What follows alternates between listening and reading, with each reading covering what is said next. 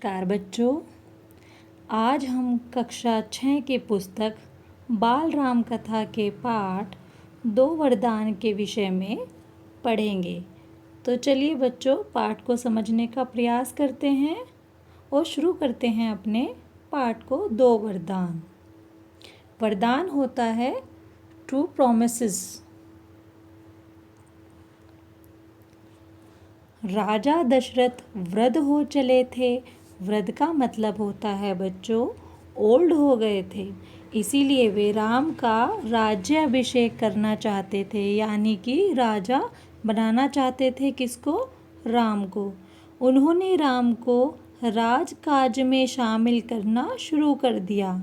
उन्होंने राम को युवराज बनाने और उनके राज्याभिषेक की घोषणा की। राज्याभिषेक मतलब उनको राजा बनाने की घोषणा करी, यानी कि अनाउंसमेंट किया। राम के राज्याभिषेक के लिए तैयारियां होने लगी, प्रिपरेशन करने लगे। उस समय भरत और शत्रुघ्न ननिहाल में थे, है ना। राजा दशरथ के 2 पुत्र और थे, भरत और शत्रुघ्न। वो कहाँ गए हुए थे? अपने नाना के यहाँ। राज्याभिषेक की तैयारी दासी मंथरा ने भी देखी। दासी जो थी मंथरा, वो कैकेयी की दासी थी, जिसका नाम था मंथरा। वो ये सब चीज़ें देख रही थी। दासी मंथरा ने कैकेयी से कहा कि तुम्हारे सुखों का अंत होने वाला है, यानी कि जितने ऐशो आराम से तुम खुशी खुशी रह रही हो, इन सब चीज़ों का एंड होने वाला है। ऐसा वो क्यों बोल रही थी? देखो वो क्या कहती है कैकेयी से, क्योंकि राजा राम का राज्याभिषेक करने जा रहे हैं, यानी कि जो राजा दशरथ हैं वो राम को राजा बना रहे हैं, तुम्हारे बेटे भरत को नहीं बना रहे हैं। ऐसा मंथरा कह रही थी। किससे? कैकेयी से। उन्होंने जानबूझकर भरत को ननिहाल भेज दिया है। कैकेयी ने कहा कि इसमें बुरा मानने जैसी कोई बात नहीं है। मंथरा ने कहा कि अगर राम को राज मिल गया तो वह भरत को देश निकाला दे देंगे और दंड भी देंगे, यानी कि अगर राम यहाँ के राजा बन गए तो वो तुम्हारे पुत्र भरत को यहाँ से निकाल देंगे और उनको दंड भी देंगे, यानी कि पनिशमेंट भी देंगे। कोई ऐसा उपाय करो कि राजगद्दी भरत को मिले और राम को जंगल भेज दिया जाए। ये सारी स्ट्रैटेजी कौन प्लान कर रही थी? उसकी कैकेयी की दासी मंथरा। और किससे कह रही थी? कैकेयी से। उसकी बातों का कैकेयी पर असर पड़ा, यानी कि वो सोचने पर मजबूर हो गई कि वो ऐसा क्यों कह रही है। मंथरा ने कैकेयी को उसके 2 वरदान याद दिलाए।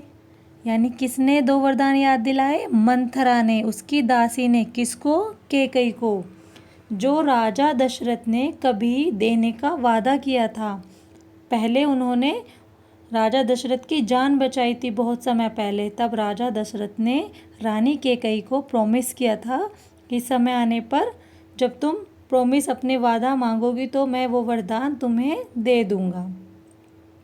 उसने रानी कैकेयी को कहा कि वो भरत के लिए राजगद्दी और राम के लिए 14 वर्ष का वनवास मांगे।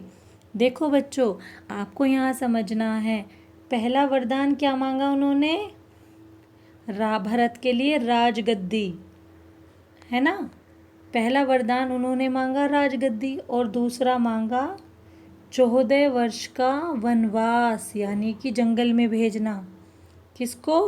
राम को। 14 वर्ष का वनवास किसके लिए मांगा? राम को।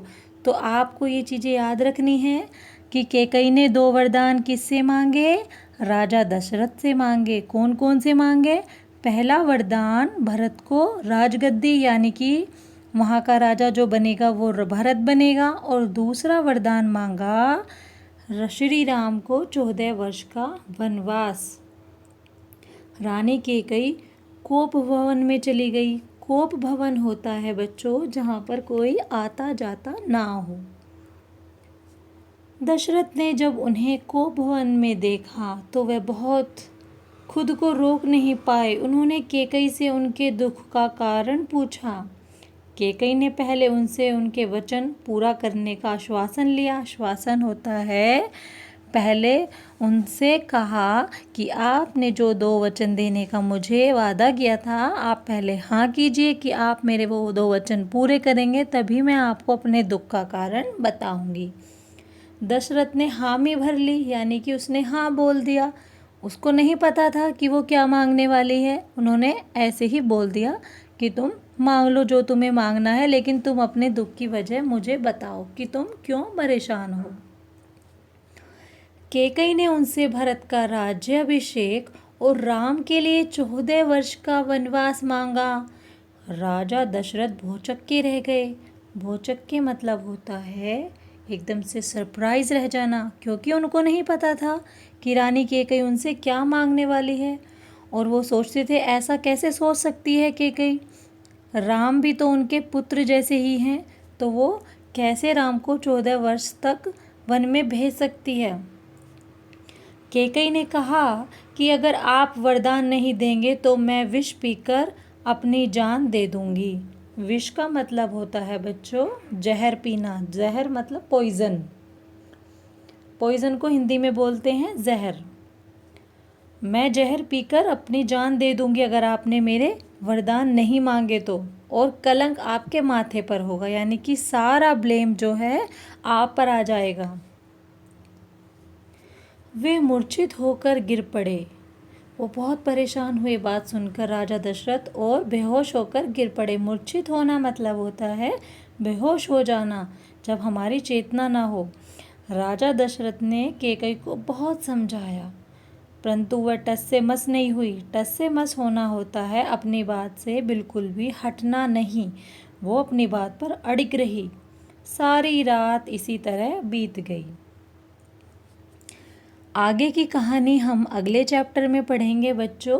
अभी इस पाठ में आए कुछ कठिन शब्दों को हम देख लेते हैं, जो आप लोग अपनी CW कॉपी में लिखेंगे। लोहा मानना मतलब होता है प्रभावित करना, अफेक्टेड करना। तुमिल ध्वनि होता है जोर की आवाज़। सर्वोपरि मतलब सबसे ऊपर, सबसे पहले। आगाध मतलब होता है बहुत अधिक। आसनन मतलब निकट। रनिवास मतलब रानियों के रहने का स्थान। प्रतिहारी मतलब दासी। प्रतिहारी का मतलब होता है दासी यानी सर्वेंट। वज्रपात का मतलब होता है बिजली गिरना। कातर भाव होता है बेचैनी। और टस से मस न होना मतलब अपनी बात पर अड़िग बने रहना। तो चलिए बच्चों, हम अगले पार्ट की कहानी नेक्स्ट वीडियो में पढ़ेंगे। धन्यवाद।